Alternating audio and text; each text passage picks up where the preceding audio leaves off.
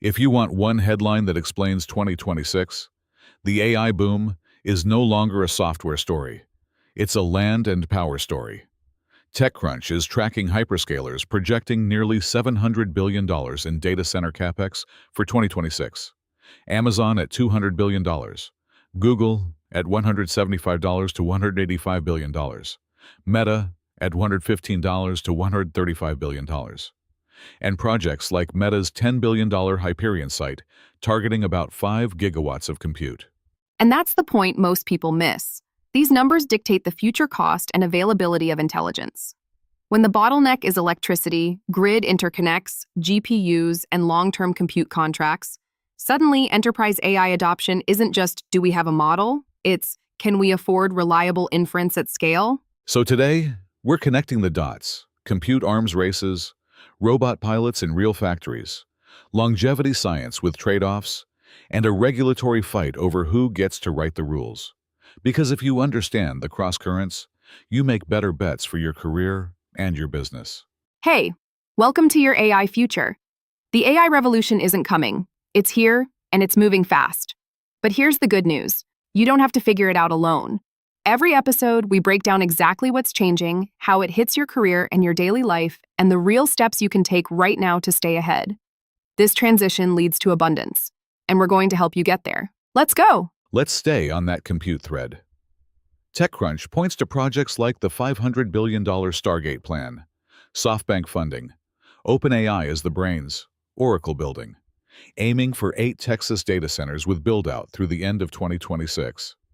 These aren't normal IT upgrades. These are nation-scale industrial projects. Which means enterprise leaders should stop asking, which model is best this week? And start asking, what's our dependency graph for compute? If your customer support, finance ops, or engineering workflows rely on model calls all day, your risk isn't just model drift, it's supply shock. Price spikes, regional outages, quota caps. And there's a strategic angle. The winners will be the ones who lock in long-duration capacity. If hyperscalers collectively pour nearly $700 billion into capex in 2026, they're signaling that AI is the core product. That reshapes bargaining power between cloud providers and everyone else.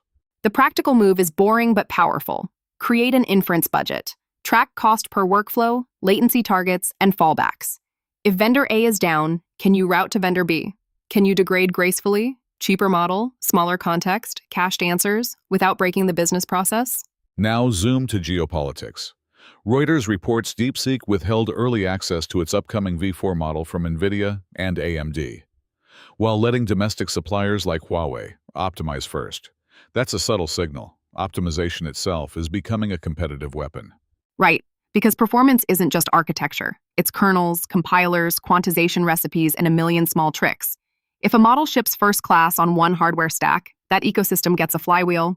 Developers build, benchmarks look better, procurement follows. And at the same time, Reuters reports ByteDance launched CDance 2.0, an AI video model that handles text, images, audio, and video.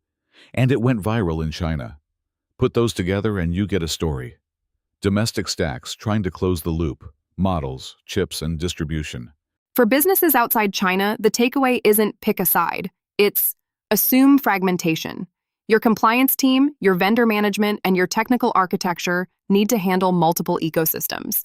And if you're building on open models, test whether it actually runs well on the hardware you can access. Let's talk robots, because software eating the world is turning into robots doing the work.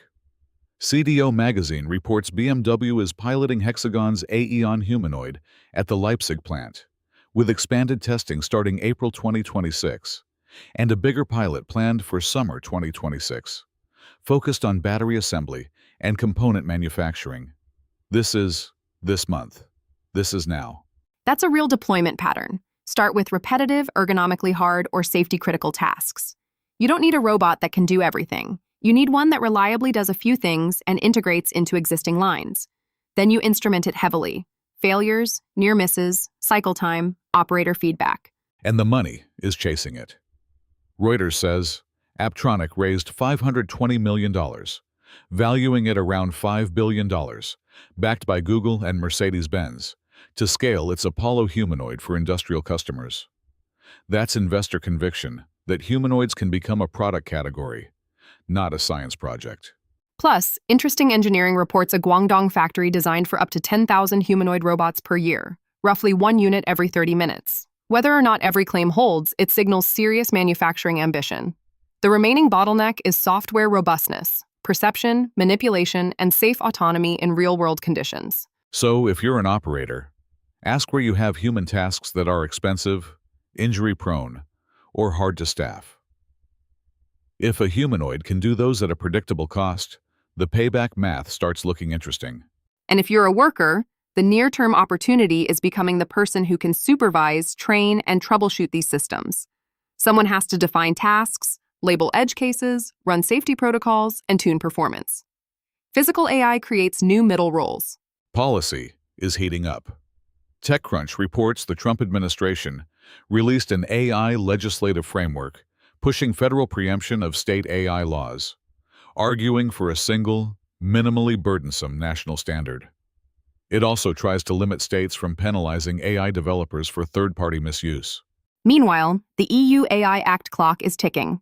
Gunderson Detmer highlights that most obligations for high-risk systems come into force on August 2, 2026. And remember, employment-related AI, like recruiting and performance monitoring, often qualifies as high risk. So you have two worlds, one pushing preemption and speed, the other pushing documented controls, risk management, logging, transparency, oversight. With big fines on the line, if you're a global company, you don't get to pick just one. This is where good implementation looks like good governance. You need model inventories, evaluation reports, human-in-the-loop steps, and incident response. And you need to be able to explain decisions, especially when AI touches hiring, credit, healthcare, or safety. Quick pivot to longevity, because the same engineering reality shows up there too. Fortune reports, Life Biosciences got FDA approval for a phase 1 trial using partial epigenetic reprogramming in the eye, injecting gene therapy to try to restore vision in glaucoma patients. That's a real clinical step for a concept that has lived mostly in mice and labs. But phase 1 is safety first. The timeline is enrolling initial patients within months, with early results by late 2026 or early 2027, so it's promising, not proven. And the second story is a cautionary tale: science. Daily reports UCLA researchers found that a protein called NDRG1 accumulates in aging muscle stem cells, slowing repair, but improving long-term survival. Blocking it rejuvenated repair in old mice, but reduced stem cell durability under repeated stress. That's a metaphor for AI deployment too. You can optimize hard for short-term performance and create long-term fragility.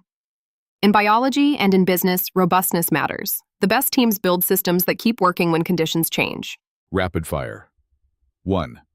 Seedance 2.0 is a reminder that video generation is becoming an enterprise tool, not just a toy. Marketing and e-commerce teams should expect their creative pipelines to retool around AI-first production. 2. Humanoids. Watch the pilot playbooks. BMW testing.